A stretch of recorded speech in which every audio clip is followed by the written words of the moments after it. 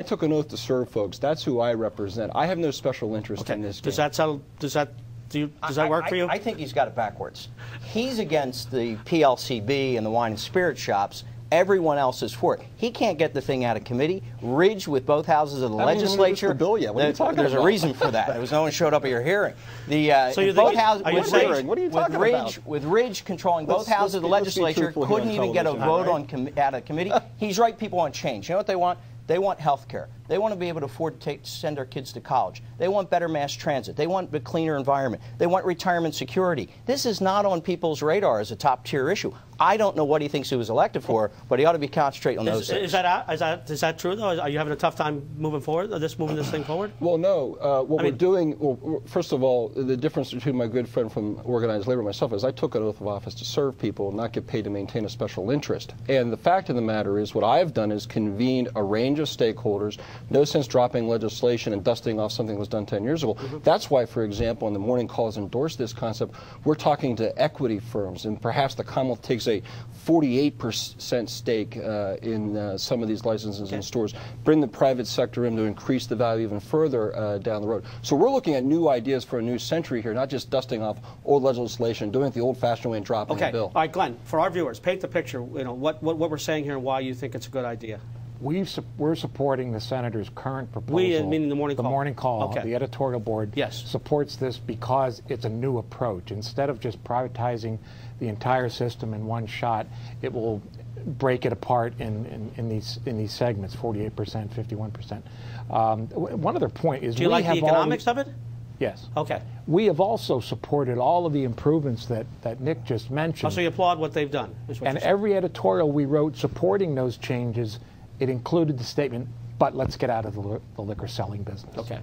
Does that, what is the impact, economic impact? What's the employment impact of that? Have you probably obviously looked at the state? If the system were sold, our members would be put out of work. They're gone. But this how many workers? There's about 2,800 organized workers in the system. There's over 3,000 that work for the PLCB. But listen to what the proposal is. Okay. To turn this over to these private equity holders. This is about taking a valuable state asset that returns a profit to taxpayers. Okay. It's a one part of government that actually produces something for taxpayers that works well, and put it in the hand of people who are already rich and make them richer. So you're saying this is not about what's good for government. Good profit center, a sale of it will give us a one-time bump, but the long-term impact will Every study ever done, and he has nobody here has any new ones to support anything different, shows that one-time bump up front and a loss of revenue from that point. All right, one quick comment, then we're going to go to You break. can set your egg timer, the amount of time it takes organized labor to play the class warfare card and argument, and boy, that tells me, that speaks volumes where we are.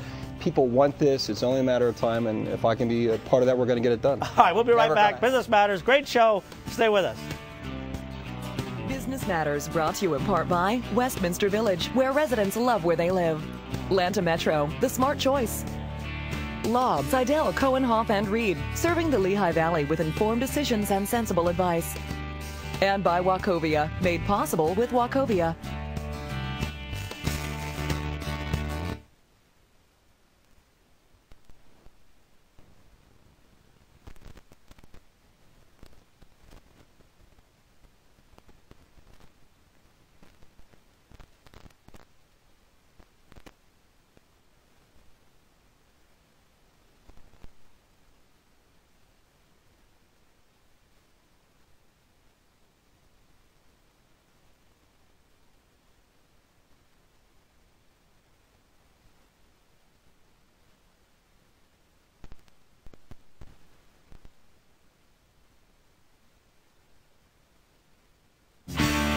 We cover the issues that are relevant to our viewers' lives. Now with more, here's Tony Iannelli.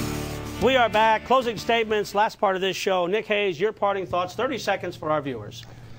All those things are just key to the PLCB's mission, have been for the 75 years that we've been in existence. You take that away, the people of Pennsylvania lose. All right, so you firmly believe that there'll be losers in this long term? If we privatize, yes. Okay. Glenn Cransley, 30 seconds. The morning call thinks the senator's on the right track. We think he's taking a new approach. We've heard some talk here today about studies done in the past. There's a new study being developed. It's coming out this month from the Commonwealth Foundation.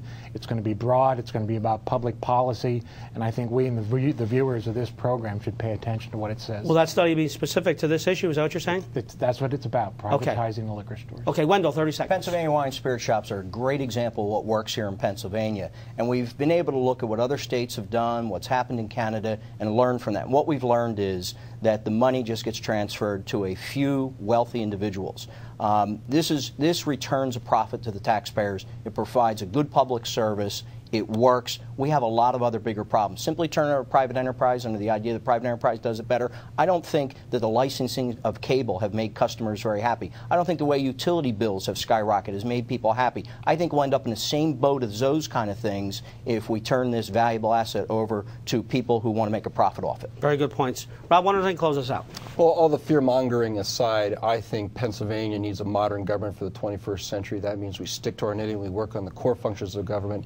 A retail, publicly operated, publicly employed liquor store is not a core function of the state government. My constituents know that. The Morning Call knows that. I think the vast number of Pennsylvanians know that. And what do we have to fear?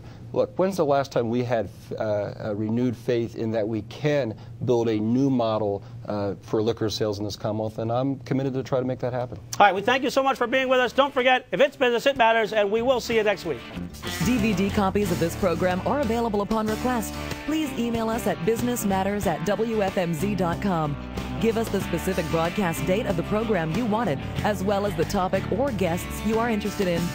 Business Matters is produced by MBC Communications in association with Greater Lehigh Valley Chamber of Commerce.